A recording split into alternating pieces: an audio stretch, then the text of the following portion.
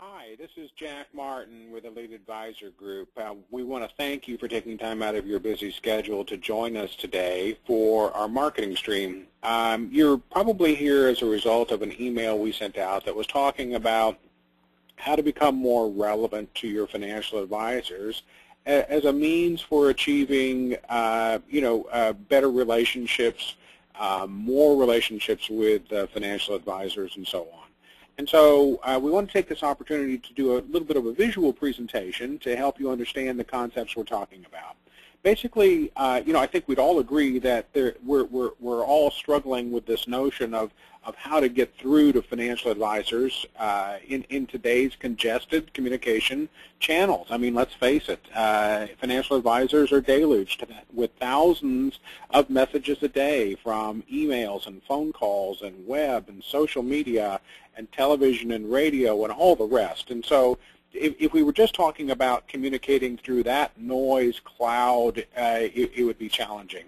But we're also looking at a revolution in the way that financial advisors think about their relationships with their strategic partners. And so they put on a whole new set of filters around those potential strategic partnerships and alliances that are based on their perception of value and relevance, their perception of how interested you are in what's happening in their world.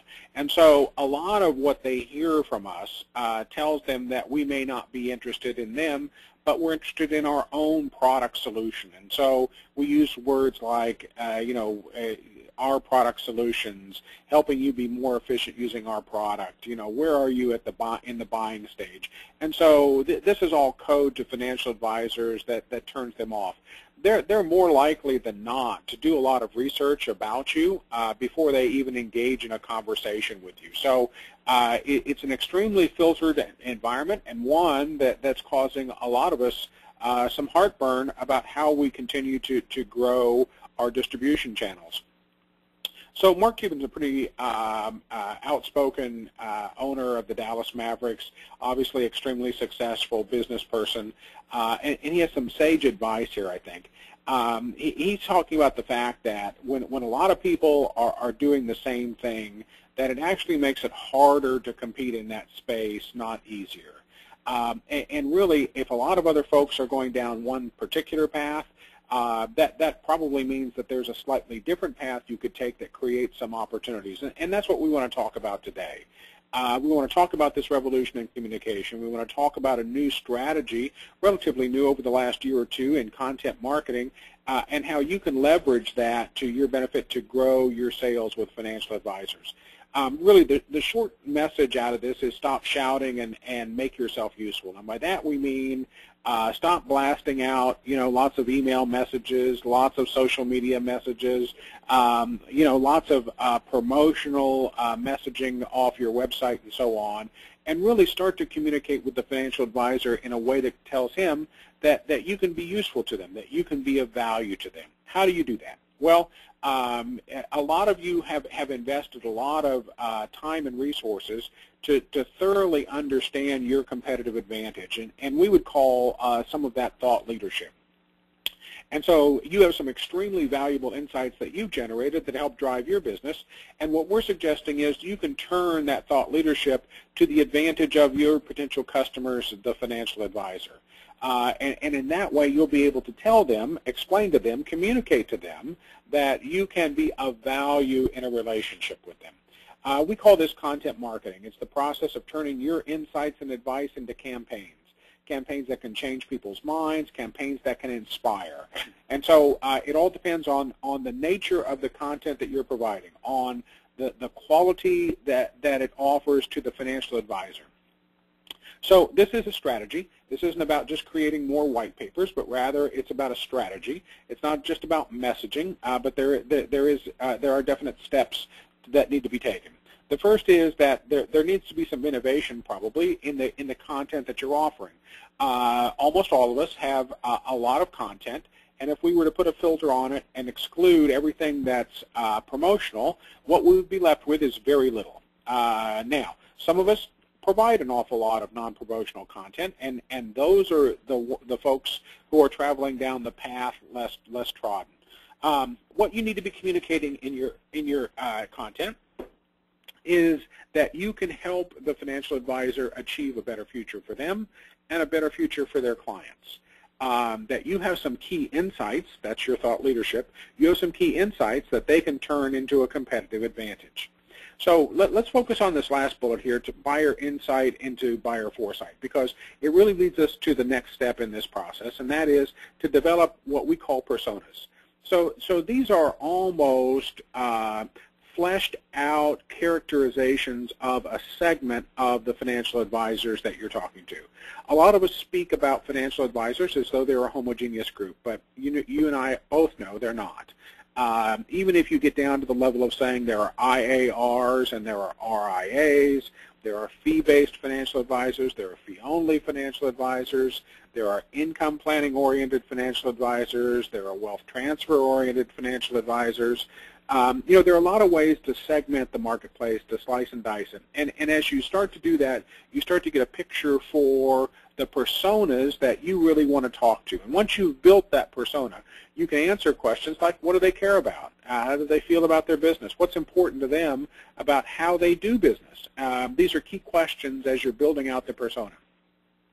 For example, a lot of us would be surprised to have a financial advisor tell us that the most important thing for them in judging their personal success is positively impacting the lives of their clients.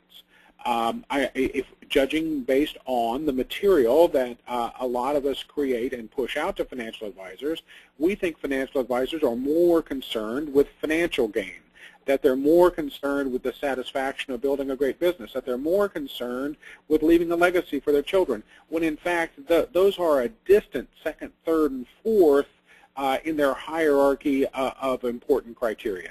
They're extremely focused on impacting the lives of their clients, about helping their clients have better outcomes. And so if that's what they care about, that's what we need to be focusing on in our marketing programs, in our content marketing programs. We need to be providing them. And by doing that, that's going to nurture relationships with existing advisors, and it's going to absolutely nurture relationships with new advisors. So how do we go about doing that?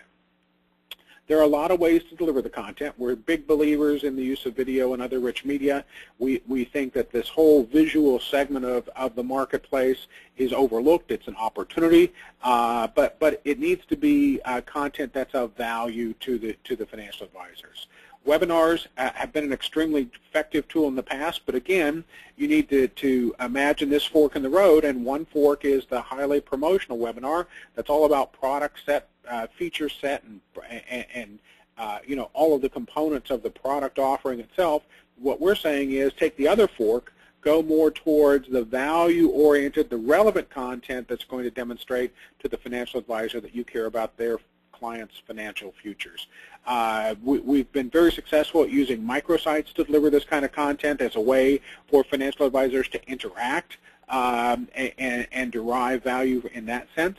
And obviously, podcasts can be an extremely effective tool for delivering this content. So, and probably you need a combination of these. So, just to summarize, what we're saying is that there's a way for you to build deeper relationships with financial advisors by delivering high-value content that they perceive as relevant based on the persona you're speaking to, based on the content you're delivering, and based on the different methods for delivering that content through different channels.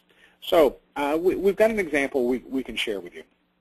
We spent about a year and a half actually developing this really extensive retirement income planning program. Had a lot of moving parts to it, and obviously there was a lot of really academic, really client-facing, really analytical content that was created. And what we did was, as we got close to launch, we went through that content. We were able to identify a couple of things. We were able to identify that the personas we were speaking with wanted to differentiate themselves, didn't want to be doing retirement income planning the same way that they had been doing it for the last couple of years and how their competitors were. They wanted to take a different approach. They wanted to take more of a client-focused approach, and really we viewed that as almost a revolution because, you know, at that stage in the evolution of the retirement income planning marketplace, it really wasn't so much focused on that kind of granularity, if you will. So we were able to build a campaign by extracting that content. We called it, you know, revolutionary value with no gimmicks.